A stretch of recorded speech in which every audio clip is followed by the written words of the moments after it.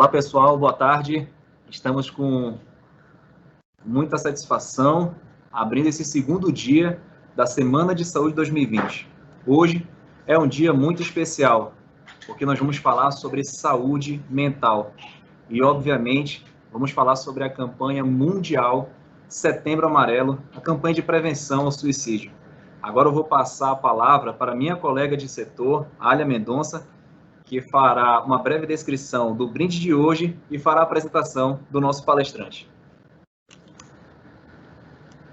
Oi, pessoal. Boa tarde. Sejam bem-vindos a mais um dia aqui de palestra, né? E hoje nós vamos fazer o sorteio de um brinde ofertado aqui pela farmácia Bem-Estar. Não estou conseguindo ver aqui. Cadê? Aqui.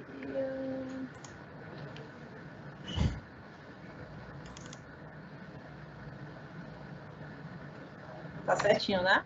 Aí, então, esse brinde foi ofertado. O que tem alguns kits aqui, né, no brinde, que é um aromatizador elétrico para óleos essenciais, óleo essencial de lavanda, alguns cosméticos para pele, própolis orgânico para aumento de imunidade aí, probióticos para intestino e uma fórmula de vitaminas lipossolúveis também para contribuir aí com a imunidade. Então, vou tentar aqui colocar... Me ajuda aqui? Problema aqui. Ah, tá.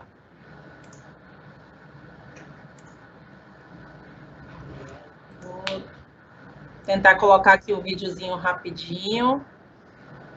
Estou compartilhando aqui.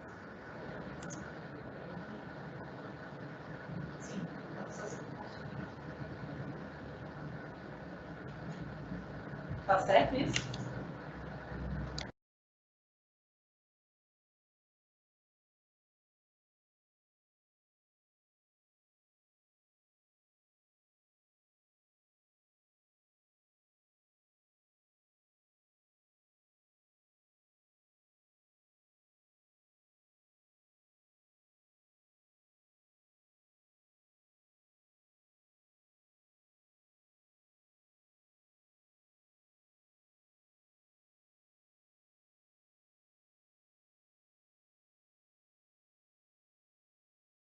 Então, esse foi um brinde que o pessoal estava aguardando muito, né?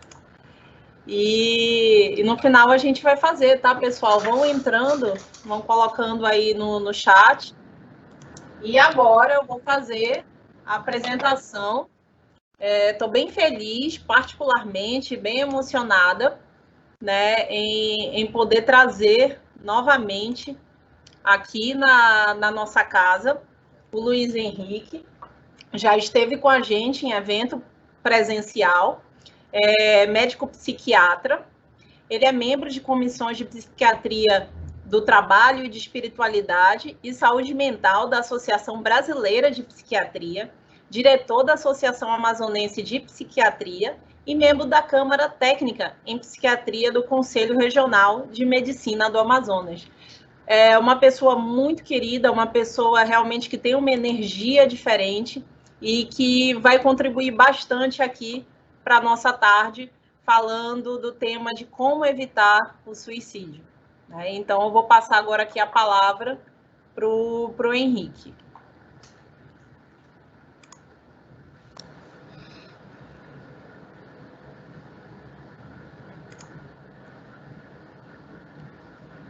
Vou tirar o mudo, Henrique.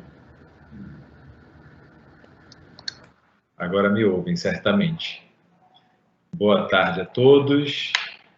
Mais uma vez, obrigado ao Ministério Público do Estado pelo convite, em especial para a Alia, que sempre me coloca nessa fita aí. Adoro fazer isso, então obrigado pela parceria, pela confiança. Espero que as nossas palavras de hoje não apenas esclareçam, mas principalmente confortem. Nosso objetivo nessa tarefa de prevenção do suicídio ela não é uma tarefa pura e simples de orientar, né? Mas principalmente amparar. Não é uma tarefa fácil. Responder a pergunta do tema da nossa conversa de hoje não é uma coisa simples, né? Como evitar o suicídio, mas eu vou tentar, naturalmente, trazer luz sobre esse tema e, com certeza, porque é o que eu tenho observado ao longo desses anos atuando nessa área, com certeza o que eu tenho para transmitir a vocês vai servir para evitar muitos desfechos dessa natureza e trazer muitas pessoas de volta para a alegria de viver. Então, espero contribuir dessa forma com a nossa conversa de hoje.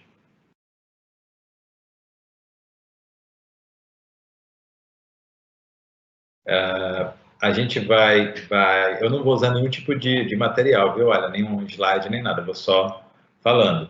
Tem aqui no aplicativo alguma área de interação com as pessoas? Mensagem ou mesmo áudio? Tem aqui ao lado, tem umas perguntas e respostas que as pessoas podem estar mandando. Tem um íconezinho de interrogação, que aí podem estar fazendo perguntas e interagindo aqui pelo site. Pelo chat. Chat de reunião, é isso? Cadê? Não, é esse ícone. Do lado do sair, tem um íconezinho com uma interrogação. A gente encaminha as perguntas para ti. Para PIR, né? PIR de evento ao vivo. Isso. Tá. Então, eu vou me guiar por aqui também para ir norteando a nossa conversa, tá? Eu tenho um roteirinho mental, eu vou seguir esse roteiro, mas se eventualmente eu for percebendo alguma interação aqui, eu já vou tentando responder para não sobrecarregar no final de perguntas, enfim. Eu tenho quanto tempo, Alia?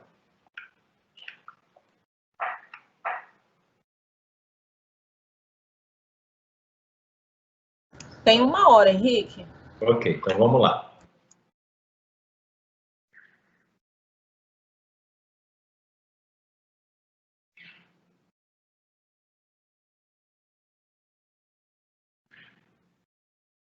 O primeiro ponto que é importante todo mundo entender nessa questão do suicídio é que não existe um fator específico relacionado a essa questão.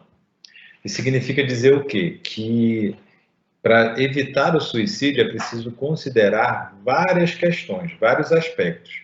Não só questões biológicas, não apenas questões psicológicas ou questões de espiritualidade e religiosidade, mas também considerar questões psicossociais, né? Questões que envolvem a cultura, que envolvem os hábitos de vida das pessoas. Então, não é uma tarefa tão simples assim de ser realizada.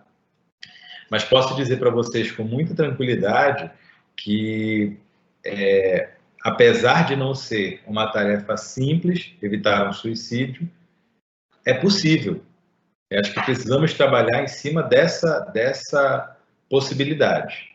E aí, cada um de nós, naturalmente, vai desenvolver estratégias, buscar ferramentas de cunho pessoal, às vezes até mesmo de foro íntimo, que possam ser utilizadas nessa questão do combate ao suicídio ou da prevenção do suicídio.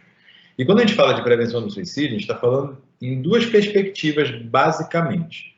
Uma perspectiva é a perspectiva do evitar o suicídio em mim. Eu, enquanto pessoa, o que posso fazer para que eu não cometa suicídio, para que isso não venha a ser um problema em mim, uma questão a ser equacionada em mim. A outra perspectiva é o evitar o suicídio em alguém, é evitar que alguma pessoa atente contra a própria vida, certo? Então, nós precisamos levar em consideração muitos fatores, muitos aspectos. Eu vou abordar basicamente 4 aspectos aqui que eu considero importantes nesse contexto como um todo e que, em grande parte dos casos, a gente consegue atuar de maneira a evitar o suicídio, tá? Então, primeiro ponto, evitar o suicídio em mim. O que eu posso usar de ferramentas ou de instrumentos de vida que eu possa me prevenir do suicídio? Primeiro ponto que precisa ser considerado aqui diz respeito a algumas estatísticas que têm demonstrado que mais de 90% das pessoas que cometeram suicídio tinham algum transtorno psiquiátrico que não foi diagnosticado e não foi tratado. A primeira coisa que eu preciso desfazer da minha parte, quando eu penso em prevenir ou evitar o suicídio, eu evitar o suicídio, o meu suicídio, é romper o preconceito. O preconceito com o transtorno mental ou com a doença psiquiátrica, certo? Eu preciso reconhecer que as doenças psiquiátricas existem, são, em geral, doenças genéticas de base biológica, em que os neurotransmissores ou um grupo de neurotransmissores estão prejudicados na função e não necessariamente na quantidade. Então, a serotonina funcionando errado, a noradrenalina funcionando errado, a dopamina funcionando errado, o cortisol funcionando errado em determinadas áreas do cérebro. A depender da região cerebral afetada, naturalmente isso não é uma aula de neuroanatomia funcional, é só para vocês terem uma ideia de como funcionam os transtornos psiquiátricos. A depender da região cerebral em que essas disfunções aconteçam, você pode manifestar um transtorno específico. Então, você vai ter os transtornos psicóticos, do tipo esquizofrenia, por exemplo. Você vai ter transtornos de humor, do tipo bipolar ou depressão. Você pode ter transtornos de ansiedade, fobias, enfim. Dependendo da região afetada, você pode ter um grupo de sintomas que é possível para um médico psiquiatra, com o treinamento recebido durante a sua formação, montar ali um quebra-cabeça e chegar à conclusão de uma doença psiquiátrica, ou seja, a um diagnóstico psiquiátrico. Sem que seja necessário, para isso, fazer um exame de imagem, ou um eletroencefalograma, ou exames de sangue, enfim. Nós não necessitamos de exames outros, exames complementares, para testar um diagnóstico psiquiátrico ou de um transtorno psiquiátrico. Entretanto, em alguns casos, é possível identificar outras morbidades ou outras doenças, comorbidades nesse caso, que podem afetar o cérebro e provocar alterações comportamentais, alterações emocionais, alterações de pensamento. Um exemplo bem simples que a gente pode usar, particularmente aqui no nosso estado, porque é uma região endêmica dessa doença infecto-contagiosa, o HIV. O vírus do HIV é um vírus que tem uma afinidade muito grande com o cérebro, não só diminuindo a imunidade cerebral, como provocando alterações comportamentais sem outra razão aparente, né? Então, não é incomum termos contato com pessoas, por exemplo, que num primeiro momento, numa primeira análise, têm transtorno do humor bipolar, e quando a gente vai fazer outros exames, acaba identificando no meio deles que a pessoa tem HIV. Então, o vírus, quando tratado, ou quando o HIV, ali, a AIDS, é tratada, muitas vezes aquilo que parecia um transtorno do humor bipolar foi controlado e a pessoa não manifesta mais sintomas da doença, aparente doença psiquiátrica. Mas é possível fazer diagnósticos dessa natureza.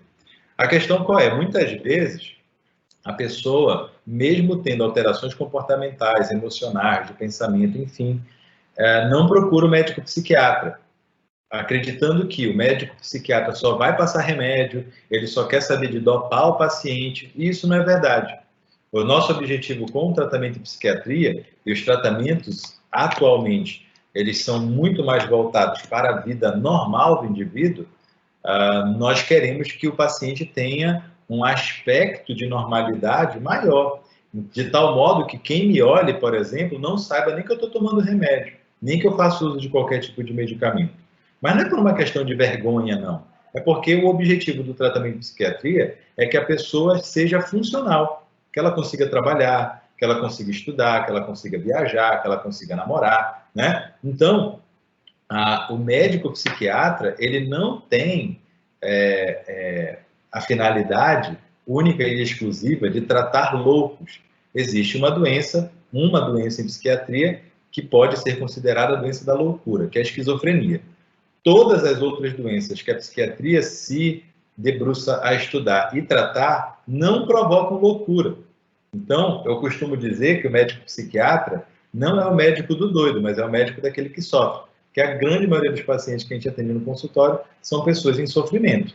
Seja lá qual for a razão do seu sofrimento. A gente pode chegar à conclusão, por exemplo, de que a pessoa tem um transtorno psiquiátrico e está sofrendo por isso.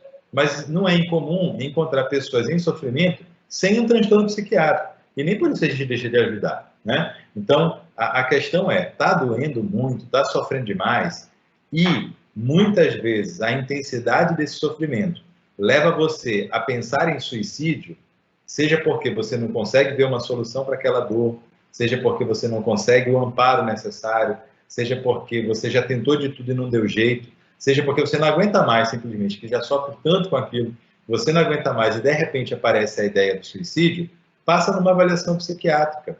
Não tem problema passar numa avaliação. Em alguns casos, a gente vai recomendar que a pessoa tome remédios. Em outros casos, a gente vai recomendar que a pessoa procure a igreja dela, por exemplo. Em outros casos, nós vamos recomendar fortemente que a pessoa faça psicoterapia. Há casos em que a gente vai recomendar que a pessoa faça tudo isso. Que ela vá para a igreja, que ela tome remédio, que ela faça psicoterapia, né? Então, é importante procurar um profissional treinado que possa não só fazer um diagnóstico correto, como também propor o tratamento adequado. Lembra que eu falei no início? Mais de 90% das pessoas que cometeram suicídio não tinham nenhum diagnóstico ou não tinham o tratamento adequado. Ou seja, faz toda a diferença na prevenção do suicídio o diagnóstico e o tratamento. Isso eu vejo na prática, no meu dia a dia. Evitar suicídio todo dia. É o que eu faço praticamente na minha rotina diária, evitar suicídio, evitar que alguém se vá todo dia. Isso daqui é do meu dia a dia. Chegando ao ponto, por exemplo, de em alguns casos o paciente chegar para mim e falar assim: ou o senhor tira isso que eu estou sentindo hoje, ou eu me mato. Me bota na parede, né? Então não é incomum ouvir esse tipo de apelo. Na verdade, é uma pessoa que está sofrendo muito e não sabe nem como pedir ajuda, né? Então ela me bota na parede. Tudo bem, eu recebo isso com muita tranquilidade e naturalidade, uma vez que eu sei quais são os fatores envolvidos nessa questão. Então, ó, o que eu estou reforçando aqui com vocês? A avaliação psiquiátrica é importante. Nessa questão do suicídio, pensamentos ruins, pensamentos negativos, sentimentos desencontrados, o coração está amargurado e pouco importa a razão disso. Por mais que você entenda assim, eu estou me sentindo assim, mas foi porque eu briguei ontem com a minha esposa. Ou então, eu estou me sentindo assim, mas é porque eu recebi a notícia da morte de um familiar. Eu estou me sentindo assim, mas é porque eu perdi meu emprego. Pouco importa a razão. Não existe um fator específico relacionado ao suicídio. Então, um monte de coisa pode favorecer ou, de alguma forma, ser o gatilho para a tentativa de suicídio. Daí a razão pela qual é importante pedir ajuda profissional. Passe com o psiquiatra, conte a sua história, peça ajuda. Então, prevenir o suicídio, evitar o suicídio em si mesmo, como eu falei ainda há pouco, passa pela quebra do preconceito. Ir ao psiquiatra não deve ser motivo de vergonha, não precisa ir com hora marcada num horário que não tenha ninguém na clínica, né? Marque uma consulta, passe por uma avaliação, tire as suas dúvidas. Transtornos psiquiátricos não escolhem idade, crianças, adolescentes, adultos e idosos, todos estão sujeitos a desenvolverem transtornos psiquiátricos, não escolhe raça, não escolhe classe social, então não é doença de pobre, também não é doença de rico, qualquer um pode ter um transtorno psiquiátrico. Não escolhe gênero, apesar de que, nessa questão do suicídio particularmente, os homens cometem mais suicídio do que as mulheres e as mulheres tentam mais suicídio do que os homens. Graças a Deus, as mulheres conseguem não só sobreviver mais às tentativas de suicídio, como também pedem mais ajuda do que o homem.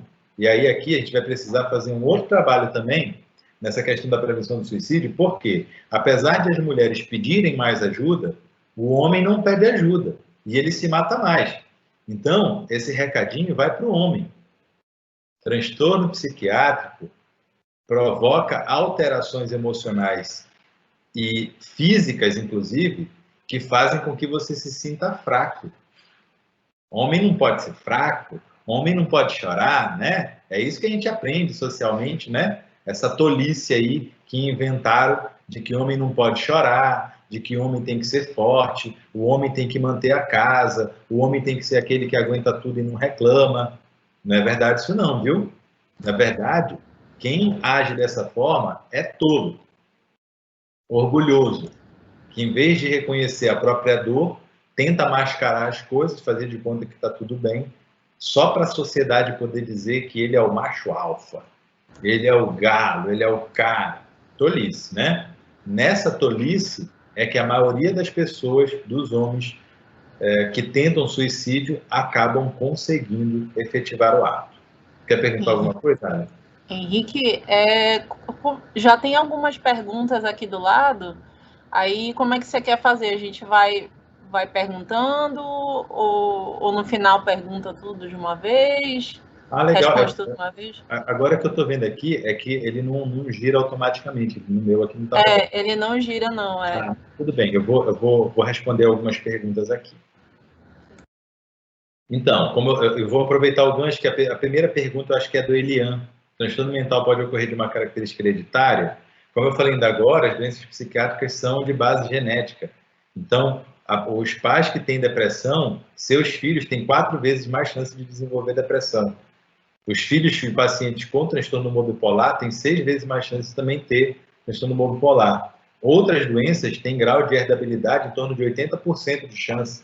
Então, as doenças psiquiátricas, por terem características genéticas, podem ter herança, né? Por mais que não seja uma herança dominante, ou seja, não é porque pai e mãe têm que o filho vai ter, mas eles têm um risco muito maior de desenvolver qualquer transtorno psiquiátrico. Transtorno de ansiedade, transtorno de déficit de atenção e hiperatividade, transtorno bipolar, porque tem característica genética também. Essa pergunta, a outra pergunta do Elian, eu vou deixar para o final, que é como abordar uma pessoa que apresenta sinais de tentativa de suicídio, porque a gente está abordando agora a prevenção em si mesmo, né? Quando a gente for falar prevenção no outro, eu vou falar desse tema aí, viu, Elian? Aí o outro pergunta aqui, pelo exame de sangue do lítio, é possível afirmar que uma pessoa tem transtorno bipolar? Não, não existe exame específico laboratorial ou imaginológico para fazer diagnóstico de transtorno psiquiátrico. E é importante ressaltar que o lítio é uma substância exógena. Isso significa o quê? Não existe lítio no nosso corpo. Portanto, quando você for fazer um exame de lítio e der 0, é o esperado. Se eu que não tomo lítio fizer exame de lítio agora, o meu exame tem que dar 0. E isso não significa que eu estou deprimido porque o meu lítio está baixo, porque lítio não tem nada a ver com depressão, não tem nada a ver com transtorno bipolar. A única relação que existe entre lítio no sangue e doença é para a pessoa que toma carbonato de lítio e a gente vai dosar o lítio para saber se ele está na dose terapêutica. Só isso. Então, lítio não deve ser dosado para saber se a pessoa tem um transtorno mental porque o lítio está baixo. É errado isso, tá? Ninguém vai dizer, você está deprimido porque o lítio está baixo. Mentira, isso daí não existe. Nem vai dizer que a pessoa está com transtorno bipolar porque o lítio dela está baixo. Não existe, tá? Então, lítio, dosagem sérica de lítio ou litemia é um exame que se solicita para quem está em uso de carbonato de lítio, única e exclusivamente, para monitoramento da dose e verificação de dose terapêutica. Ou seja, nada de fazer associação entre doença e lítio no sangue. Esse é um outro ponto que o Elian perguntou. O Elian fez as perguntas de todos os tópicos que eu vou abordar aqui. Beleza. Sim, alguém dor física é sintoma de depressão? Sintomas físicos fazem parte do grupo dos sintomas depressivos. Como eu falei ainda agora, a pessoa pode ter sensações físicas, sensações cognitivas, alterações emocionais e alterações comportamentais. Então, são 4 grupos de sintomas e a gente vai categorizar aqui mais ou menos 60 sintomas, ou seja, 15 sintomas para cada grupo desses. Então, são catalogados mais de 60 sintomas no quadro depressivo, na doença depressiva. E aí, para que a gente possa ter um diagnóstico fechado de depressão, nós temos alguns sintomas chaves que a gente considera como essenciais para o diagnóstico e outros tantos sintomas que se somam a esses para que a gente possa dizer a pessoa tem um transtorno depressivo. E, muitas vezes, conseguir diferenciar aquela depressão de uma depressão bipolar ou de uma depressão reativa, por exemplo, psicológica, né? Enfim, nós temos elementos aí para fazer essas diferenças. Então, alteração da concentração, dificuldade de concentração, dificuldade de manter a atenção, pensamentos que fluem de maneira muito rápida na cabeça, sensação de descontrole do pensamento, ou sensações físicas, né? Porque o rapaz, além de perguntar dos sintomas físicos, perguntou da concentração, então já trouxe aqui sintomas cognitivos também, mas dor no corpo, dor de cabeça, tremor, falta de apetite, alteração no sono, alteração da libido, tudo isso são sintomas que entram no grupo de sintomas físicos que podem estar associados a um quadro depressivo. Beleza, então vamos lá. Dando sequência aqui. Ah, desculpa, eu falei o Elian, é a Elian, né? Ela me corrigiu aqui. Desculpa, Elian. É a Elian, de fato é um nome comum de 2 gêneros, né? Certo, então vamos lá. Então, dando sequência. Para a gente poder prevenir o suicídio em nós, é importante reconhecer que as doenças psiquiátricas existem e que eu posso estar sendo acometido de uma doença psiquiátrica quando as minhas emoções, os meus pensamentos, os meus comportamentos estão desajustados. Irritabilidade, vontade de chorar, sensação de insatisfação com as coisas, redução do prazer pelas coisas que eu sempre fiz, inclusive redução do prazer pela vida, dificuldade de relacionamento, brigas constantes, dificuldade de me manter calmo diante das situações da vida, um monte de alterações emocionais que você vira e diz assim, cara, eu não aguento mais. Você pode estar precisando da ajuda psiquiátrica. Seja porque você tem um transtorno psiquiátrico, seja porque você tem simplesmente um sofrimento muito grande e que um psiquiatra pode te ajudar também. Então, as doenças psiquiátricas são, em geral, tratadas pelo médico psiquiatra. Outros fatores, além da doença psiquiátrica, existem os fatores psicológicos envolvidos nessa questão do suicídio. E que eu também posso ter os meus conflitos psicológicos, as minhas dificuldades de relacionamento, as minhas dificuldades de compreensão da vida, as minhas dificuldades de interação com as coisas, os meus desejos frustrados, os meus anseios não realizados, né? Ou seja, a minha vida que eu desenhei como um sonho a ser vivido e não realizou. Meus amigos todos estão se formando, conseguindo emprego e eu estou aqui, não consigo avançar. Eu queria ter uma família, não consigo ter uma família. Ou então eu tenho uma família, mas ela não é do jeito que eu gostaria. Eu queria ter um filho, não consigo ter. A minha esposa é uma pessoa que vive pegando meu pé. Então meu marido é um cara problemático. Enfim, uma série de questões na vida do indivíduo que ele não consegue administrar emocionalmente e acaba sofrendo muito. Vale a pena, então, procurar um psicólogo, um profissional de psicologia, que vai te ajudar a olhar para a vida em vários ângulos, trazer vários aspectos para a sua frente aqui e você, de uma maneira mais consciente, ir equilibrando ou se equilibrando emocionalmente diante de todos esses elementos. É possível que o psicólogo, de repente, diga para você assim, ó, eu acho que é bom você procurar um psiquiatra, porque a gente está tentando aqui, está vendo que não está dando certo, você não está conseguindo se equilibrar. A gente volta lá para aquele ponto, né? Quebrar o preconceito. Curiosamente, muitos psicólogos, quando dizem para o paciente assim, você precisa de um psiquiatra, ele vira assim, eu não estou doido, por que eu vou no psiquiatra? Você não está entendendo o meu problema, você não está entendendo o que eu quero dizer para você. Eu não preciso de psiquiatra, eu não preciso de remédio. Vamos voltar, né? As alterações emocionais podem acontecer por desajustes químicos no cérebro. E isso, gente, não pode ser controlado pela pessoa. Infelizmente, porque eu adoraria que a gente pudesse controlar tudo, todas as emoções, todos os sentimentos, todos os pensamentos, mas não é assim. Tem paciente que diz assim, doutor, vem um pensamento na minha cabeça. Eu vou dizer, pare de pensar. Ele vai dizer, eu não quero pensar, o pensamento vem, o que eu vou fazer? Me esconder? Não dá, porque esse pensamento vem. O que eu faço para me desvencilhar desse pensamento? Não tenho o que fazer para se desvencilhar desse pensamento. Imagine você que de repente apareceu aí na sua sala uma criança. E essa criança está fazendo a maior barulheira, gritando o tempo inteiro e mexendo nas coisas que estão na sua mesa. Você consegue simplesmente fazer assim, vou fazer de conta que ela não está aqui e continuar trabalhando? Não dá para fazer isso, gente. Para uma pessoa que está pensando em suicídio ou que tem pensamentos truncados na cabeça, que vem do nada, para ela é como se uma criança tivesse entrado na cabeça dela e estivesse fazendo bagunça lá dentro. Não dá para evitar isso. Você tem que tirar aquela pessoa de lá, você tem que tirar aquele pensamento de lá. E, em geral, pensamentos intrusivos só melhoram com remédios. O paciente refere isso de maneira muito clara. Doutor, aqueles pensamentos que vinham já não vêm mais.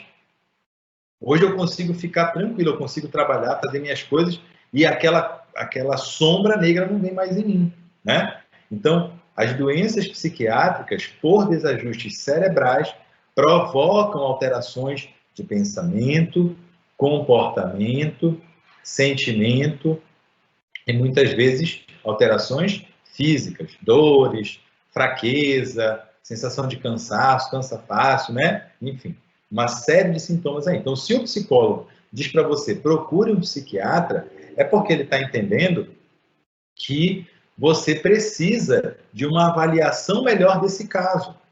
Talvez ele esteja entendendo, você pode ter uma doença psiquiátrica. Não seria bom fazer um tratamento se tiver uma doença psiquiátrica? Sim, com certeza. Então, quando ele mandar, ele pode mandar para o psiquiatra dizer assim, ó, seu problema não é uma doença psiquiátrica, você não tem um transtorno. Volta lá para o psicólogo, pede para ele usar uma abordagem tal, e com essa abordagem você deve melhorar.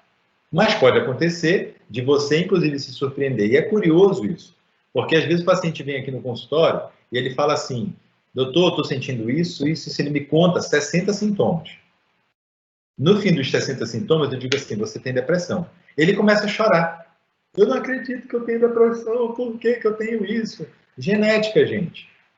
Você não está sendo punido, isso não é falta de Deus no coração, não é sua fé que é pouca, você que não sabe rezar, porque você não trabalha, você não estuda, você é vagabundo, não tem nada a ver uma coisa com a outra. Doenças psiquiátricas existem e tratar as doenças psiquiátricas em você previne o suicídio em você, tá? Por quê? Porque as doenças psiquiátricas são um fardo muito pesado. Doem muito, incomodam muito, atrapalham a sua vida. Aqueles sonhos que você queria realizar, muitas vezes não está conseguindo porque a doença psiquiátrica não deixa. E você não está nem se dando conta disso, porque ela é silenciosa. Silenciosa, muitas vezes, para quem está do lado de fora, porque eu tenho certeza que ela está gritando o tempo inteiro na tua cabeça. Ou apertando o tempo inteiro o teu coração. E você está simplesmente deixando isso passar, ignorando que, de repente, um tratamento psiquiátrico poderia aliviar todas essas dores e você voltar para o seu estado normal ou ir para um estado normal que talvez nem mesmo você conheça e, de repente, virar para mim e dizer assim, doutor, tão bem como eu nunca estive na minha vida. Se eu tivesse começado o meu tratamento 20 anos atrás, você acha que 20 anos atrás eu ia estar melhor? Eu não tenho dúvida disso, porque é o que eu vejo todo dia.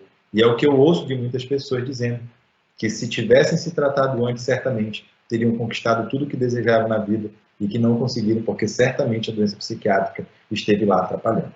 Então, ó, procurar o psiquiatra e ir atrás de ajuda psicológica também faz diferença.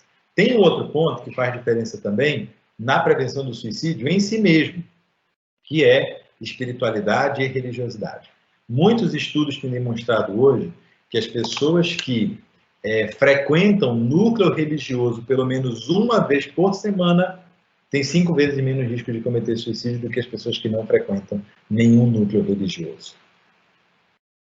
Né? Então, pensando em você, eu não estou falando ainda de prevenir suicídio nos outros, né? Pensando em você, você tem cuidado da sua espiritualidade, da sua religiosidade?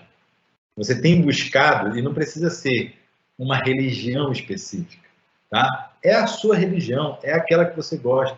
Doutor, eu sou agnóstico, não acredito em nada, não quero saber de nada, esse negócio de ir para a igreja, esse negócio de rezar, que Deus que nada, não acredito em nada disso. Tá, tudo bem, você pode não acreditar em nada, mas muitas vezes você tem uma sensação de um ser maior, que pode ser uma lei, a lei do universo, pode ser o cosmos, pode ser qualquer outra coisa, a lei da natureza, o nome que você queira dar. Em geral, é uma força atuante sobre você e muitas vezes você se apoia nisso, na lei da física, na lei da matemática. Então, se você tem essa lei como uma referência, isso pode ser considerado espiritualidade. Para os outros que acreditam no Deus ou em um Deus, você vai ter a espiritualidade baseada na religiosidade. Ok? Os trabalhos científicos têm demonstrado que espiritualidade e religiosidade previnem suicídio, ou pelo menos diminuem o risco dessa ocorrência, independente de a pessoa ter um transtorno psiquiátrico. O que a gente aprende com isso? Que entre a doença psiquiátrica e a tentativa de suicídio existe um caminho longo a ser percorrido. E espiritualidade é um elemento que entra nesse meio de caminho e pode mudar o curso dessa história. Então, se você não tem nenhum tipo de espiritualidade, é importante desenvolver, pensando na prevenção do suicídio em você. Porque na hora que aparecer um transtorno psiquiátrico ou uma doença psiquiátrica, lembra, criança, adolescente, adulto, idoso, não tem idade, pode aparecer a qualquer momento.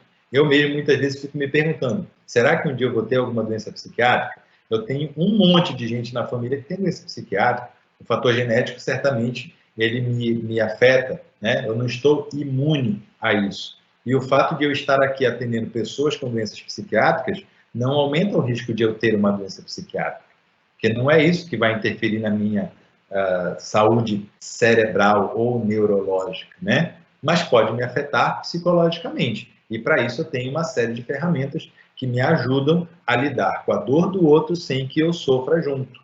Espiritualidade, não tenho dúvidas, é um dos recursos que eu utilizo para me manter, vamos dizer assim, imune à dor dos outros. Eu consigo ficar tranquilo, equilibrado, sereno, pensar em soluções, propor tratamentos e auxiliar de maneira muito efetiva as pessoas que me procuram no consultório, independente da dor que elas têm, né? Então, espiritualidade e religiosidade são ferramentas que a gente não pode dispensar nesse contexto de prevenção do suicídio em mim mesmo. Tem um outro elemento, ainda considerando a prevenção do suicídio em mim, que diz respeito à parte social. Em geral, as pessoas, quando tentam suicídio, elas estão passando por momentos de muita aflição. Elas estão desesperadas, essa é a palavra que a gente costuma usar. A pessoa está num desespero tão grande que ela não consegue ver uma saída para aquele problema. Então, uma dica bem simples que eu dou para você que não quer entrar nesse risco de suicídio: evite problemas, não entre em conflitos. Sabe aquela coisa assim de você perde a discussão, mas não perde a sua paz? Então, se alguém não concorda, ok, não concorda. Você tem seu ponto de vista, eu tenho o meu, e está tudo certo. Você vai continuar sendo meu amigo. Você gosta do político A? Beleza. O outro gosta do B, do C, do D? Tranquilo. A gente vai conviver. Ótimo. Né? É importante que haja divergências de pensamento, porque isso constrói o lugar que a gente vive. Porque se todo mundo olhar do mesmo ângulo, a gente não vai conseguir pensar em soluções. A gente nunca vai conseguir analisar o Sol olhando única e exclusivamente por um ângulo. A gente precisa analisar o Sol, para entendê-lo bem, olhando por vários ângulos. E muitas vezes, pela posição que eu assumo, eu só consigo ver um pedaço. Mas o meu amigo que pensa diferente de mim, ele vê outro pedaço. O outro que pensa diferente de mim consegue ver o outro pedaço. Então é interessante aprender também com o ponto de vista dos outros. E em vez de a gente ficar achando só que o outro é meu inimigo e que não quer saber de mim, porque ele pensa contrário, então ele não gosta de mim, não, eu devo parar para pensar, cara, eu nunca tinha pensado esse ângulo. Ok, eu não concordo, mas é um ponto de vista válido. E isso não deve me tirar do eixo. Isso tem que ser, para mim, tranquilidade, aprendizado. As dificuldades do dia a dia, elas têm que aparecer para mim como oportunidades de crescimento pessoal. Uma discussão no trânsito, um conflito no trabalho, cara, o conflito é do outro, não é meu. Se ele não gosta de mim, o problema é dele. De maneira bem simples. Eu não posso gostar de mim por ele. Agora, se eu não quero ter dificuldades no dia a dia, problemas e conflitos, o que eu vou procurar fazer? Tratar as pessoas com gentileza, com educação, usar um tom bom na voz. Quando alguém me trouxer algum problema, eu não vou ignorar, eu vou sentar junto com a pessoa, vamos pensar numa solução e vamos ver como é que a gente resolve isso aqui, né? No ambiente de trabalho, por exemplo, em que a cooperatividade deve existir, então aquela ideia do, isso daí é problema teu, te vira, não é uma atitude boa, porque quando for eu precisando, eu vou gostar que alguém esteja do meu lado para me dar um suporte, mesmo que não seja do meu setor. Até porque eu sei que muitas vezes tem alguém no outro setor que tem uma habilidade que caberia bem no meu setor, mas ele não está aqui, ele está lá. Agora, eu tenho muitas vezes também habilidades que posso ajudar em outro setor. Desde que alguém me chame para ajudar, eu vou lá e ajudo. Se não me chamar, também fico na minha, né? Mas no ambiente de trabalho, a gente precisa levar em consideração que é uma comunidade. E como toda comunidade, nós precisamos cooperar, nós precisamos colaborar. Então, interrompê-lo. Oi. Opa, doutor Luiz Henrique? Diga. Perdoe, meu nome é Marlon, trabalho no RH, e a gente estava discutindo aqui um ponto que o senhor estava abordando, muito importante aqui para o nosso setor. Até que ponto existe uma influência forte do ambiente de trabalho nessas doenças como ansiedade, depressão? Porque o que a gente observa muito aqui no RH, por exemplo, é um colega que é diagnosticado, aqui no MP, a cada 10 afastamentos, 4 são relacionados à saúde mental. Ok. 4 de 10. Então a gente observa o seguinte, o servidor ele vai ao médico, ele pega um atestado, 30, 60 dias, um exemplo, e ele volta muito bem. Ele volta renovado, ele volta até com outra postura, volta com outro comportamento, mas aí a gente percebe que 2, 3 meses depois há uma reincidência desse tipo de doença. Então a gente sempre observa até que ponto o ambiente de trabalho influencia, até que ponto a relação de um chefe tóxico, ou então um chefe que possa fazer ou não assédio moral no ambiente de trabalho, ou a relação com o colega, até que ponto esse conjunto de fatores influencia no desenvolvimento desse tipo de doença aqui. Você já ouviu falar um ditado assim? Ele é tão calmo que dá raiva?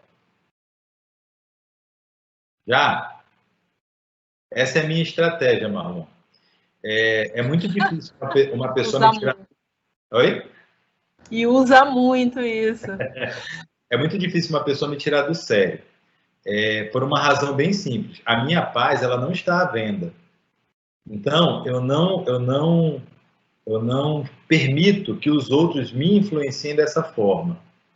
A pessoa, naturalmente, ela pode gerar, pelas atitudes dela, sentimentos negativos em mim. Ou melhor, eu posso me sentir incomodado com a presença de determinadas pessoas. Ficar chateado, ficar entristecido. Posso, isso é natural, ficar com medo, né? Enfim, as pessoas, de um modo geral, influenciam umas às outras em qualquer ambiente. Não é só no ambiente de trabalho, tá? Mas a questão é, o que eu faço com isso que eu sinto? É como eu administro isso que eu estou sentindo perante uma pessoa que está convivendo comigo no dia a dia. Isso vale para a esposa, para os filhos, para o marido, para o colega de trabalho, para o amigo da faculdade, para a pessoa na rua, o cara no trânsito. Então, o ambiente de trabalho, ele não é um ambiente especial e diferente dos outros. Não é. Ele é simplesmente mais um ambiente onde eu estou convivendo. E olha que curioso, você está me falando de uma estatística relacionada ao trabalho. Você sabe quantas pessoas deixam de ir para a igreja por causa de problemas de relacionamento? Mas eu te pergunto, por que a pessoa deixa de ir para a igreja se lá na igreja é um ambiente de confraternização e paz?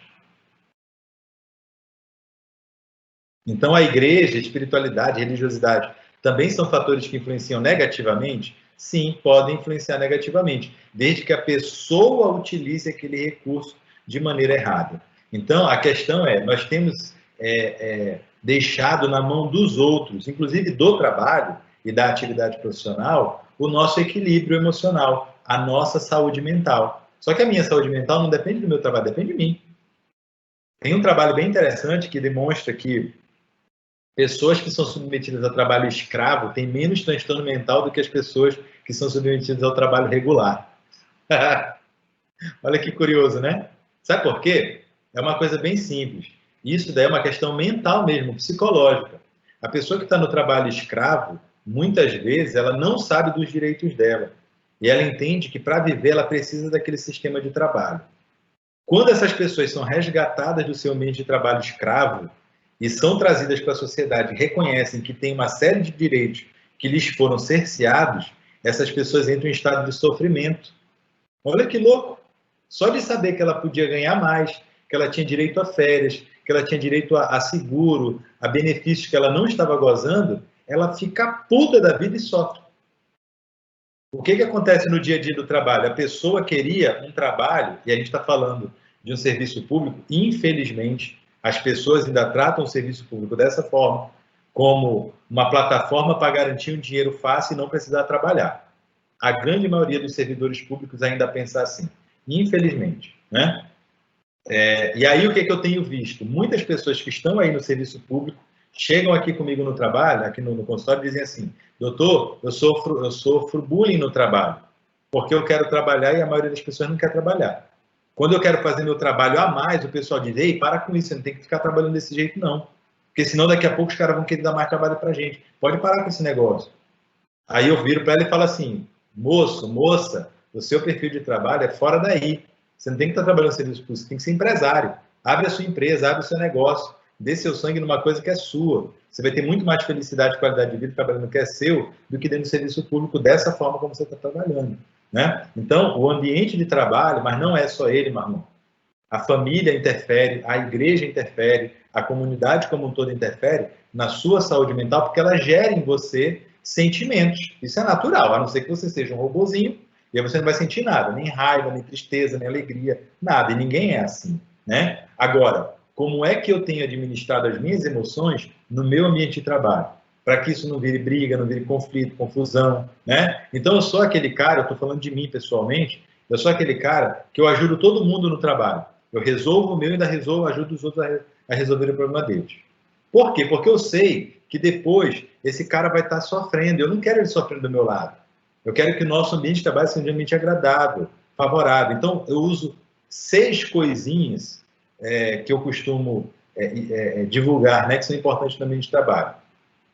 Companheirismo, cooperação, carisma, comprometimento, compaixão e o último C, são 6 Cs. Falei 5 até agora. O último é compreensão, já falei? Compreensão, cooperação, carisma, companheirismo, Compaixão. E... Tá faltando um. Agora. Enfim. Mas são ferramentas simples que fazem, por exemplo, eu vi uma vez uma servidora, ela entrou no banheiro para limpar o banheiro. Aí veio a outra servidora com seu carrinho lá e ela viu que tinha um carrinho na porta do banheiro. Ela falou assim: como assim? Ela entrou no banheiro, cara, e deu um grito com a mulher lá dentro. Esse banheiro não é do seu andar, você está no andar errado, não é para você estar aqui não. Que negócio é esse? Vamos obrigar com a mulher lá dentro. A outra mulher pegou as coisas dela, botou no carrinho e saiu e foi embora. E deixou ela lá lavando o banheiro sozinha. Não seria muito melhor se as duas tivessem lavado o banheiro juntas? Entendeu? São coisas simples, cara. Mas que naquele momento aí você vira assim, a outra pessoa que saiu de lá e foi embora, ela ganhou a paz dela. Agora, a pessoa que ficou lá, resmungando, gritando e reverberando aquilo, ela ficou amargurada até a hora que ela terminou de lavar o banheiro, porque ela saiu de lá ainda assim. Onde já se vê esse povo fica entrando no trabalho dos outros, fica entrando aqui no nosso banheiro, não era do andar dela, o que ela tem que estar fazendo aqui? Sozinha. Resmungando, não tinha mais ninguém ali, a não ser eu ali fazendo de conta que estava olhando para o celular e que não estava prestando atenção nela, né? Olhando e percebendo que a mulher saiu de lá transtornada do banheiro. E certamente deve ter lavado o banheiro uma porcaria, né? Porque uma pessoa daquele estado emocional não vai conseguir fazer o trabalho dela direito. Então, o ambiente de trabalho, não só ele, mas qualquer ambiente pode interferir no equilíbrio emocional das pessoas. A pergunta que eu faço, Marlon, é sempre essa. Tudo bem que você ficou com raiva, você se sentiu chateado, Mas o que você está fazendo com esse sentimento? Você bota para fora? Porque quando você bota para fora esse sentimento no seu ambiente ali, você está intoxicando aquele ambiente e fazendo com que outras pessoas façam a mesma coisa naquele ambiente. E olha que interessante, quando você se permite colocar a raiva para fora e sair falando tudo o que você quer falar, você está permitindo que o outro faça a mesma coisa. Você está preparado para ouvir isso do outro? Se você não está preparado, amigo, então, ó, se cala, guarda com você. Quando você sair do seu horário de trabalho, vai no psicólogo e lá no psicólogo você joga tudo que você tem que jogar. A gente costuma dizer que os profissionais de saúde mental são os lixeiros mentais. Se você quer vir gritar, grita aqui comigo, aqui no consultório. Pode vir gritar aqui, não tem problema. Eu sei como administrar isso. Eu sei como lidar com isso. E mais, eu sei o que fazer para que você não precise ficar gritando toda vez. Eu sei como te ajudar para você não precisar ficar dando patada nos seus colegas de trabalho. Eu sei o que fazer para você não ficar dando patada nas pessoas da sua família. Você pode ter um transtorno psiquiátrico, pode não ter, mas pode ter. E se tiver, a gente vai tratar e você vai ficar bem, né? Então, todos os ambientes, Marlon, influenciam na nossa saúde mental. Mas a gente precisa ter maturidade e precisa buscar as ferramentas que seja por meio de um profissional para que a gente consiga administrar melhor essas emoções, certo? No ambiente de trabalho, quando você fala assim, 2, 3 meses depois a pessoa acaba sendo afastada de novo, não é por causa do trabalho. A doença, muitas vezes, é cíclica. E depois de um tempo, mesmo tomando remédio, ela pode voltar a incomodar o paciente. E ele pode voltar a precisar de mais um tempo de afastamento do trabalho. E eu não afasto do trabalho porque o trabalho está sendo ruim para a pessoa. Eu afasto do trabalho porque ela está tendo dificuldade de manter o seu nível de produção e está sendo cobrada por um nível de produção que ela não consegue dar. E isso vai provocar nela sofrimento. Mas não é porque o outro é ruim, porque o outro é mau. Afinal de contas, toda atividade de trabalho tem uma meta a ser batida, tem tarefas a serem cumpridas. E se a pessoa não está dando conta de responder, é melhor que ela saia de lá para que essa frustração no trabalho não seja mais um fator estressor para ela. Eu tenho pacientes com depressão grave, por exemplo, que dizem assim, doutor, não me afasta do trabalho não. Se o senhor me afastar, eu vou me matar em casa. Afasta ele do trabalho, Marlon? Não, né? Opa, negão, volta para o trabalho, vai lá, trabalha. E muitas vezes aquilo é a motivação da vida da pessoa. Se eu tiro aquilo dela, ela não tem mais motivo de viver. Então é melhor que ela continue trabalhando. Perceba, eu não afasto a pessoa do trabalho porque ela tem um transtorno psiquiátrico. Eu afasto quando é conveniente afastar. Em outros casos, mesmo com doença ativa, tem alguns pacientes com transtorno de ansiedade, por exemplo, que eu afasto no início do tratamento e depois eu começo a estimular que ele volte para o trabalho. E o paciente fica, doutor, mas será? Eu digo, meu amigo, vá. Quando ele volta para o trabalho, diz, pô, doutor, foi a melhor coisa, ainda bem que eu voltei para o trabalho. Entendeu? Então, essa questão de afastar do trabalho, eu muitas vezes não posso afastar a pessoa da igreja, não posso afastar a pessoa da família dela, né? Mas a própria pessoa muitas vezes toma essa decisão. Ela se afasta um pouco dos familiares, se afasta um pouco dos amigos, se afasta um pouco da igreja, para que ela consiga respirar melhor e depois ela volta e dá tudo que ela tem para dar, 100% de efetividade e resultado. Entendeu? Então, é uma questão complexa, por isso que é importante uma avaliação profissional. Porque com o profissional você vai conseguir tirar todas as suas dúvidas e vão juntos conseguir pensar em soluções mais efetivas. As pessoas ainda têm muita coisa de resolver tudo sozinho. Não, eu vou dar conta. Gente, não é assim. Nem que seja para conversar com um psicólogo rapidamente, nem que seja para conversar com um psiquiatra, pede ajuda. É tolice nossa achar que a gente é forte o suficiente para resolver todos os problemas, inclusive os nossos. Afinal de contas, o problema é meu, eu que tenho que resolver. Mas se você não pedir ajuda, você não vai conseguir resolver. Eu, como psiquiatra, hoje, eu só sei resolver um monte de problema de vários pacientes que eu atendo, porque eu peço ajuda dos meus professores. Eu troco ideia com eles o tempo inteiro. Eu peço ajuda dos livros, eu leio para poder me manter atualizado. Vou para congresso, eu aprendo com o cara que está dando aula. Ele está me ajudando a ajudar os outros. Então, eu não posso dispensar isso. Não, eu já sei tudo de psiquiatria, não preciso de mais ninguém, agora eu vou ajudar. Tolice isso, não é assim não. Né? Então, nós precisamos nos dispor a pedir ajuda. E para isso é preciso tirar uma coisa chamada orgulho, vaidade do nosso coração. E reconhecer que todos nós, independente da idade, da classe social, da nacionalidade, da etnia, pouco importa, todos nós estamos sujeitos a ter dores, sofrimentos, aflições e a qualquer momento desenvolver um transtorno psiquiátrico. Então, 4 fatores eu mencionei aqui: tratamento psiquiátrico, psicoterapia, espiritualidade e religiosidade e evitar problemas sociais.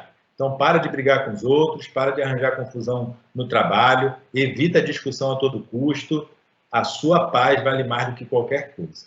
Isso pensando em evitar o suicídio em você, na própria pessoa. E o outro? Quando é o outro, nessa questão do suicídio? Quando é outra pessoa que diz para você,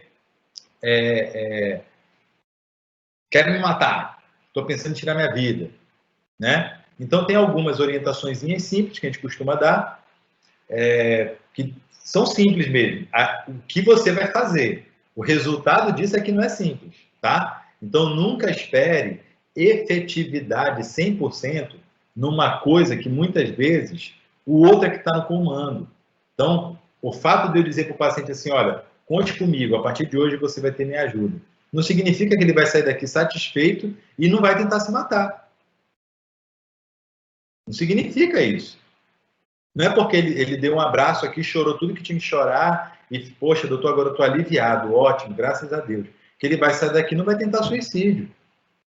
Então, apesar de existirem ferramentas, nós vamos usá-las em benefício daquele que pede socorro, mas reconhecendo que o ato suicida é uma decisão que só depende do indivíduo. Então, não se sinta culpado se não der certo. Não se sinta culpado se eventualmente você tentou tudo e a pessoa ainda assim se matou, né? Porque isso não é culpa sua. Agora, você pode contribuir como um fator estressor a mais para a tentativa de suicídio do indivíduo, que também não vai ser só culpa sua, você vai ser a única coisa que influenciou para a tentativa de suicídio do outro. Mas se você puder agir de maneiras agradáveis, vamos dizer assim, você consegue atuar sobre o indivíduo e evitar que ele cometa suicídio ou tente suicídio. Que atitudes são essas? Aquelas que eu mencionei ali da coisa do trabalho ainda agora, são atitudes que fazem diferença no dia a dia. Então, você vai evitar ignorar a dor do outro. Se ele disser para você, cara, não estou bem, estou passando por um problema grave, eu não sei, não estou dando conta, rapaz, eu já andei pensando até besteira, bicho. Você vai sentar com esse cara, vai conversar com ele, vai dizer, negão, fala tudo que você quer falar, eu estou aqui para te ouvir. Ele vai te contar a história dele e você vai evitar fazer julgamentos condenatórios. Então, aquela coisa assim, também, pô, olha aí, ó. Olha o que tu fizeste, pô. É por isso que tu tá desse jeito. Isso não. Você pode até fazer essa condenação, mas a forma de fazer ela tem que ser uma forma diferente. Cara, você viu o que você fez? Por isso deu isso. Mas vamos pensar numa forma de solucionar essa questão? Que, ó, o leite derramou. Não adianta mais chorar o leite derramado. Mas vamos tentar pensar numa forma de enxugar esse leite aqui e não deixar esse leite coalhar aqui em cima? Vamos tentar equacionar esse problema? Vamos. Então, uma das abordagens mais importantes na prevenção do suicídio do outro é propor soluções. É pensar em formas de tirar aquele indivíduo daquela dor, daquela aflição, daquela angústia que está arrebatando aquele coração. Então, não adianta falar calma, Marlon. Olha, não adianta dizer, meu amigo, calma, vai passar. Imaginem vocês que essa pessoa está pegando fogo. O corpo dela está em chamas. Adianta dizer para ela, ei, camarada, não corre não, calma, vem cá, senta aqui, vamos conversar aqui. Fica calmo, ei, esse fogo aí vai já apagar, peraí. Adianta fazer isso? Não adianta. Você tem que pegar um cobertor, um lençol, um extintor de incêndio, alguma coisa e ir para cima do cara. Porque se você não fizer isso, a sua ajuda não vai ser efetiva e essa pessoa vai morrer pelas chamas, né? Então, nesse caso da pessoa que chega até você em desespero, pode dizer calma, mas não deixa de oferecer solução. Tenta entender o problema pensando em formas de equacionar aquele problema. E por mais que você apresente, você já tentou isso? Já tentou aquilo? Você já fez assim? Já fez assado? E a pessoa vai dizendo já. E você se vê assim, cara, então não tem jeito mesmo não. Lembre-se sempre, você pode não ter todas as soluções, mas tem alguém que às vezes vai pensar diferente de vocês e vai pensar em outras soluções.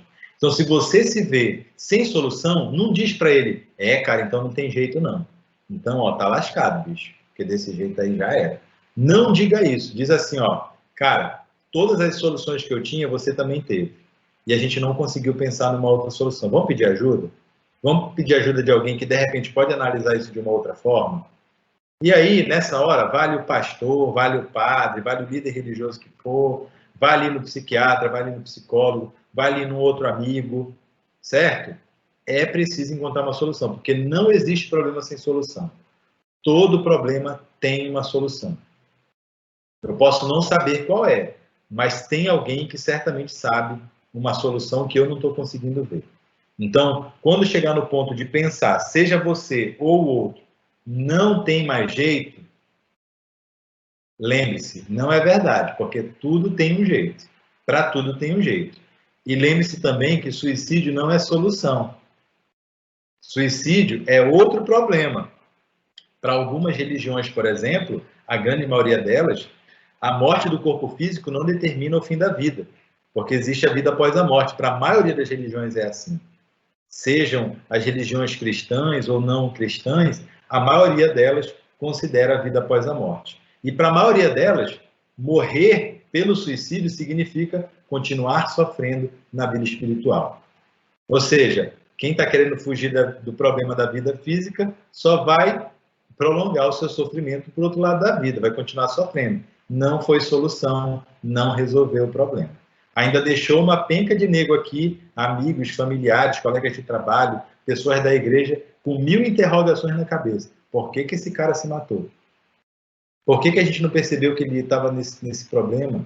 Aí depois começam as pessoas, quando vão fazendo os grupinhos de conversa, cara, mas ele falou alguma coisa semana passada, ele mandou um e-mail assim, ele postou uma coisa assado, né? Então, essa questão do suicídio ela é multifatorial. Mas é preciso lembrar que se você se encontra numa situação em que você não vê mais saída, peça ajuda, peça socorro, não morre calado.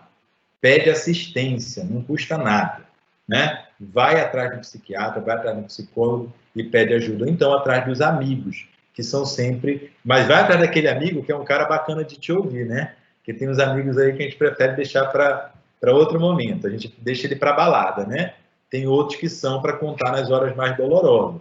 Então, se você quer evitar o suicídio nos outros, você deve se armar dessas ferramentas. Compaixão, compreensão, paciência, evitar fazer condenações desnecessárias.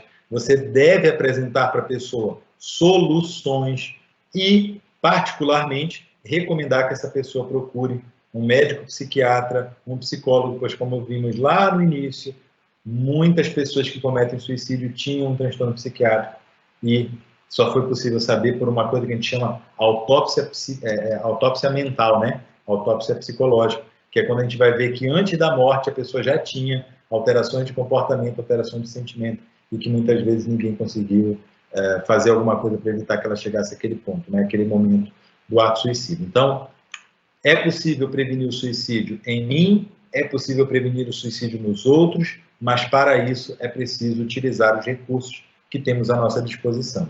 A psicoterapia, o tratamento psiquiátrico, espiritualidade e religiosidade e evitar arranjar confusão na nossa vida como um todo, evitar problemas de relacionamento com as pessoas é uma boa forma de evitar amarguras, desgostos, tristezas que podem ser evitadas.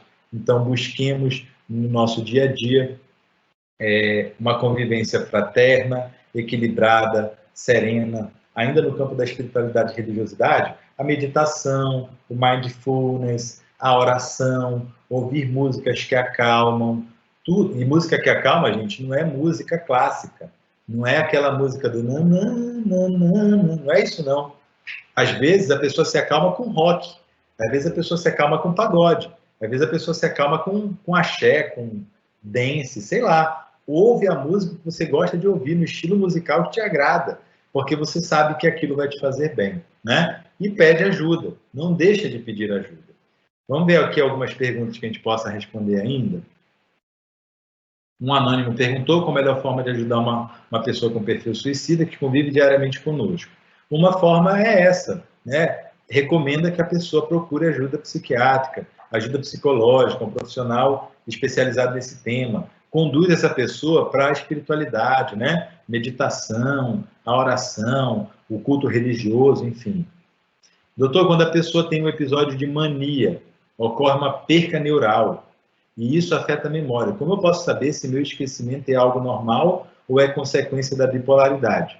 Consulta psiquiátrica. Essa aqui não dá para a gente responder por aqui, porque tem outros aspectos da memória que precisam ser avaliados. Então, esse tipo de pergunta é uma pergunta muito específica e pode ser um fator para uma pessoa e ser outros fatores para outras pessoas, né? Então, para esse anônimo aí, desculpa, não vou conseguir dar a resposta que você deseja, uma resposta tão específica, né? Outro anônimo pergunta aqui, como auxiliar a pessoa de sua relação pessoal que você observa estar em sofrimento? Dessas formas que eu falei, compreende, ouve, né?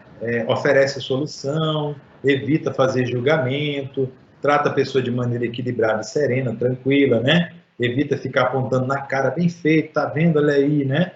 Assim não, né? A Juliana Pereira. Não, então aqui é uma orientação, né? Para quem quiser fazer perguntas. A ruminação obsessiva significa um sintoma inicial ou grau mais elevado da depressão. As ruminações obsessivas podem acontecer em qualquer grau da doença. Podem acontecer, inclusive, sem ter doença. Por isso que é importante, quando você tem um sintoma emocional, um sintoma cognitivo, um sintoma comportamental, passar por uma avaliação psiquiátrica, para ver se não tem, além daquilo, outras coisas. Eu me lembro bem de um caso de uma mãe que trouxe um garoto de 10 anos, uma filha de 13 e um filho de 16. Depois de assistirem a série do Drauzio Varela lá no programa de televisão falando de depressão. Doutor, eu trouxe meus filhos aqui porque esse mais novo aqui começou a falar para mim que tudo aquilo que ele estava vendo na televisão, ele sentia. Eu fiquei preocupada, trouxe logo os 3, preciso avaliar. Beleza. Eu avaliei o menino de 10 anos, depressão. A menina de 13, sem sintoma nenhum, tranquila, normal. O menino de 16 já tinha tido 2 tentativas de suicídio, a mãe nem sabia. Então, a recomendação é, sentiu alguma coisa de estranho, percebe que a vida está meio desgostosa, começa a vir um monte de pensamento ruim, essas ideias obsessivas, essas coisas que ficam voltando na cabeça da pessoa o tempo inteiro, seja de matar, seja de se matar, seja de se ferir, seja de se machucar, enfim, se isso fica ruminando, procura um psiquiatra para fazer uma avaliação e, de repente, descartar um diagnóstico. Senão, você pode, de repente, se deparar com uma crise daquela doença e, muitas vezes, não ter tempo de se tratar e voltar atrás. O que fazer para ajudar alguém que está tendo crise de ansiedade? A Eliane perguntou. Crise de ansiedade não depende do estado emocional da pessoa. Então, quando você perceber uma pessoa com taquicardia, sudorese, sensação de desmaio, parece que a vida vai acabar ali naquela hora, desesperada, meu Deus, me socorre, me ajuda, eu não sei o que está acontecendo comigo.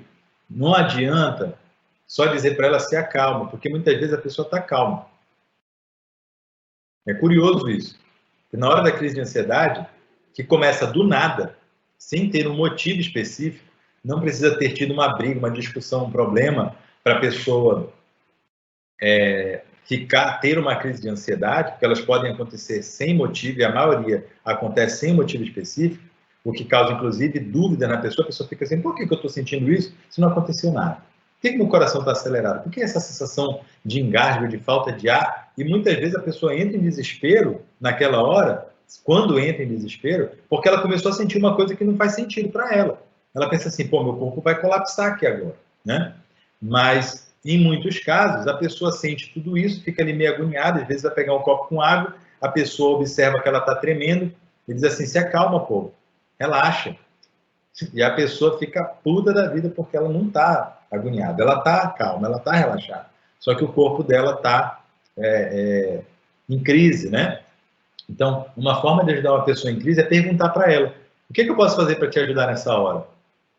A pessoa vai dizer, pô, pega um copo com água para mim, ou então, pô, fica aqui do meu lado, que eu estou meio agoniado, acho que pode acontecer alguma coisa de ruim, se você ficar aqui vai me ajudar.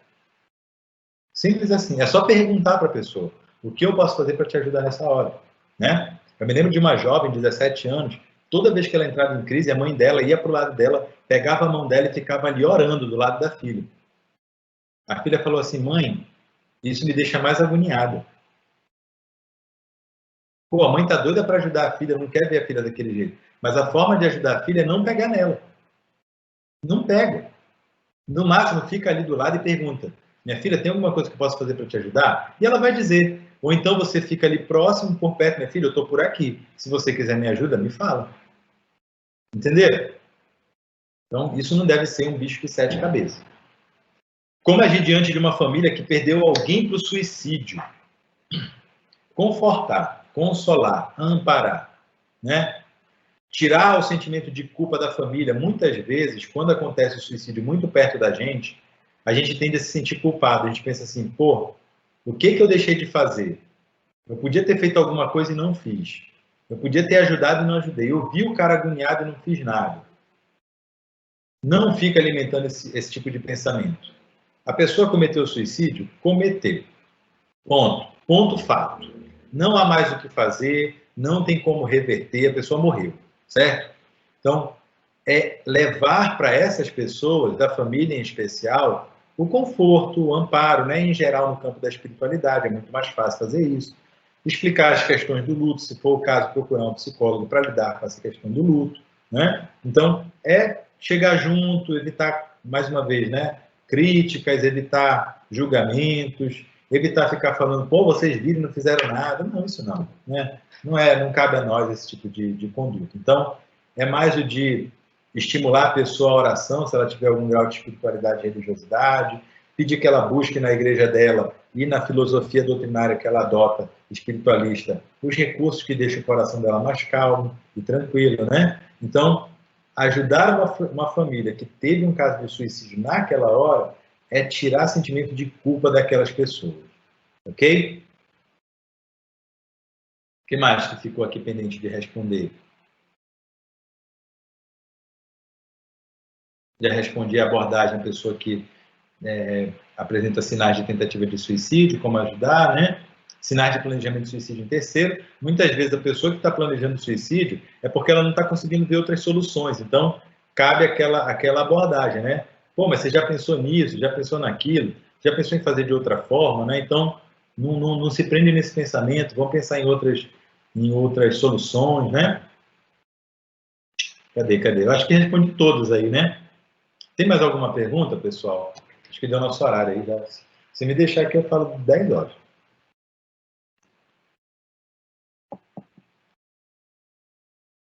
Oi, pessoal. Acho que já foi, né, as perguntas. Se alguém quiser, já foram todas as perguntas, sim, Henrique. Assim, tem um ponto que eu queria destacar, desculpa, antes de fazer nosso encerramento, com relação à questão do trabalho, né? Muitas vezes o pessoal fala assim, o trabalho tinha que ter uma equipe de saúde mental, tinha que ter um programa de saúde mental para nos assistir, nos auxiliar e tal. Isso não é uma obrigação, não. Não é uma regra, não deveria ter necessariamente. Tá? Por outro lado, é importante que as pessoas do trabalho reconheçam que a gente pode sofrer por inúmeras razões. E tem pessoas no trabalho que vão sofrer por causa de doenças psiquiátricas, né? Depressão, transtorno de ansiedade, bipolar, enfim, tantos outros, toque, né? Etc. Então, é preciso ter esse olhar compreensivo de que a pessoa não está de frescura.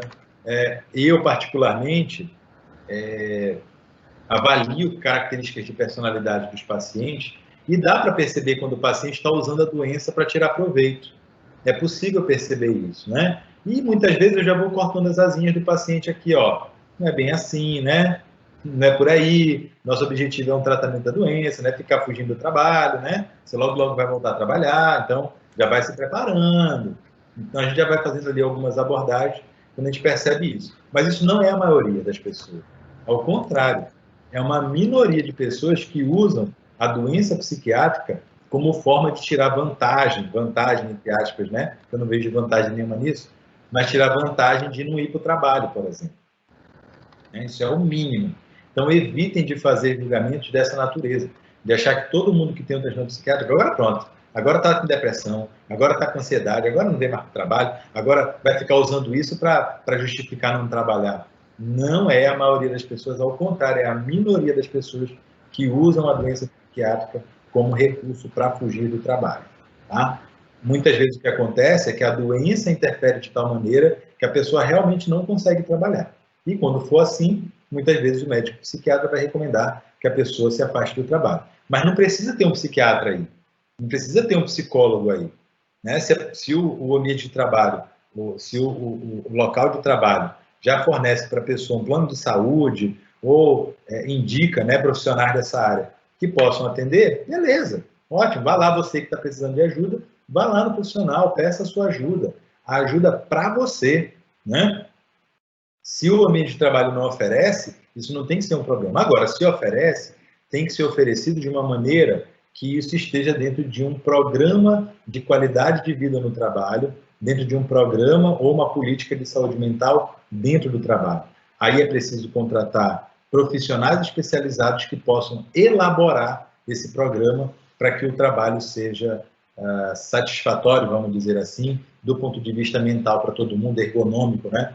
Para todo mundo. Então, muitas vezes eu ouço aqui, doutor, porque eu tenho isso e lá no trabalho ninguém está nem aí. Aí eu pergunto, por que o pessoal do trabalho tem que estar aí para isso? Porque lá no trabalho é o trabalho. Às vezes, bancário é muito comum vir aqui. Porque lá os caras têm umas metas lá. Aí, olha, o cara não é médico. Ele não tem obrigação de saber que você tem uma doença. Ele está lá para realizar um trabalho, você também. Se ele te cobra uma meta, isso está dentro do escopo do trabalho. Se você não aguenta, a gente precisa te afastar do trabalho. Aí a pessoa fica, não, mas eu não quero sair do trabalho. Eu digo, então você vai ficar lá morrendo no seu trabalho. Porque a doença não vai te deixar trabalhar direito. Entendeu? Então, muitas vezes a pessoa faz queixas e críticas com relação ao ambiente de trabalho, mas é porque é ela que não aguenta. Ora, se você não está aguentando, eu não falei ainda agora, não aguento mais, não tem mais jeito, não vejo solução, pede ajuda profissional, faz um tratamento, a sua força volta, o seu ânimo volta, o gás volta, você vai dar conta de trabalhar de novo, como você trabalhava antes, a vida volta para o eixo, né? Então, não tem que ter vergonha, não tem que ter medo de procurar os profissionais de saúde mental. Se o trabalho não oferece, vai atrás. Mas para de se queixar do trabalho, porque muitas vezes o problema não é o trabalho. O problema é a doença que você porta e é ela que está interferindo em todas as suas relações. E muitas vezes, quando a gente fala isso aqui, Marlon e Ada, para os pacientes, eles começam a perceber que realmente na igreja ele está com problema, e em casa ele está com problema, ou seja, não é o trabalho. Mas também não é a pessoa, é alguma coisa na pessoa que está dificultando as relações dela. Uma dessas coisas que pode estar interferindo é uma doença psiquiátrica. Então, com o tratamento, tudo dando certo, as coisas funcionando, a pessoa volta para o status emocional normal e adequado dela, né? Então, a mensagem que eu quero deixar aqui para todos hoje é uma mensagem bem simples. Peça ajuda. Não morra calado. Falar é a melhor solução, mas fale para a pessoa que entende, né? Vai para um psiquiatra, vai para um psicólogo, fala para quem pode efetivamente usar ferramentas que vão te auxiliar no alívio dessa dor e principalmente na prevenção do suicídio. Fico à disposição aí para mais algumas perguntas, se surgirem ainda. Acho que não temos mais perguntas, Henrique. Só realmente agradecer. Eu que agradeço. De coração aí esse bate-papo. E aqui em nome do... Tem um chefe aqui que pode agradecer, né, chefe, também, né? Aqui do lado, né? Doutor Luiz Henrique. Marlon, antes de você falar, eu quero agradecer de verdade por essa oportunidade. E eu gostaria de destacar um ponto que eu acho que é muito importante, em especial nesse contexto de pandemia. Nós temos tido contato com famílias que perderam emprego, pessoas que estão hoje desamparadas financeiramente, que não conseguiram auxílio emergencial e que muitas vezes não têm o que dá para os seus filhos comerem, que estão numa situação deplorável social e que acabam pensando em suicídio. Que a pessoa se vê numa situação em que a família abandonou, o emprego largou, e curiosamente essa coisa da pandemia, em vez de ter aproximado as pessoas, distanciou, que agora a pessoa não sai mais de casa para visitar o outro, porque ela está com medo de pegar Covid. Então o cara está lá morrendo de fome, às vezes passando por uma amargura qualquer, ninguém está nem vendo, né? E nós temos tido contato com algumas famílias, nós temos uma obra social que atende famílias em situação de risco social, e como eu falei ainda agora, existem fatores sociais que podem contribuir para a questão do suicídio. Essa da pandemia é uma delas. Então, eu queria fazer um pedido encarecido para todos que me assistiram aqui, para você em especial, que é chefe, né, que pode muitas vezes mobilizar mais pessoas, que se puderem, depois pode botar uma caixa aí no Ministério Público que eu passo para pegar com alimentos não perecíveis. Alimentos que puderem ser doados, quem puder doar, ou então se depois quiser entrar em contato comigo pessoalmente, nós temos uma pessoa lá na obra social que pode ir na casa de vocês pegar a doação, e todo esse material nós passamos para essas famílias que ficaram, particularmente nesse contexto de pandemia, desamparadas financeiramente e que estão precisando desse suporte material. Então, muito obrigado a todos por me ouvirem, muito obrigado pela doação de vocês, que eu tenho certeza que vocês vão fazer. Que Deus abençoe a todos, sempre que precisarem de mim. A Alia é um canal, ela não é o canal. Então, Marlon, você se precisar, os colegas do Ministério Público. Eu disponibilizei aqui nos avisos o site da obra social, tá? Para quem quiser conhecer aqui, que é o www.ocebmanaus.org, e aqui a gente consegue todas as informações, tá, que o Henrique está passando, e para divulgar aí também, né? Quem puder ajudar com alguma coisa, às vezes um pacote de arroz ajuda muito. Então, assim, deixa aqui o recado e o site, tá, pessoal? Então, vamos fazer um sorteiozinho rapidinho? Só um minuto, só um minutinho, Alia. Eu gostaria muito de agradecer a presença do Dr. Luiz Henrique. A sua palestra foi brilhante. Nós temos uma marca aqui na Divisão de Recursos Humanos, que é o cuidado com a saúde mental. A gente sempre está batendo nessa tecla, nossos colegas sempre pedem muito mais palestras e muito mais esclarecimentos. Então, eu gostaria de agradecer ao senhor, gostaria de agradecer a Alia, um canal, né? E tenho certeza que os colegas ficarão sensibilizados com essa obra social. Pode contar com a minha participação, com a minha ajuda para essas famílias, tudo bem? Muito obrigado, viu? Agora a gente vai fazer aqui o sorteio rapidinho, né? Deixa eu compartilhar aqui a tela.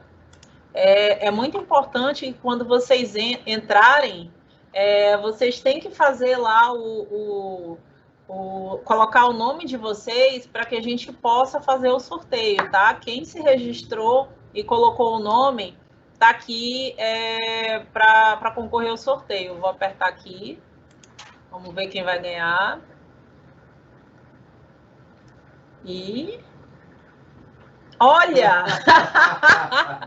A Eliane, a servidora que mais interagiu aqui na palestra, né? Super justo aqui.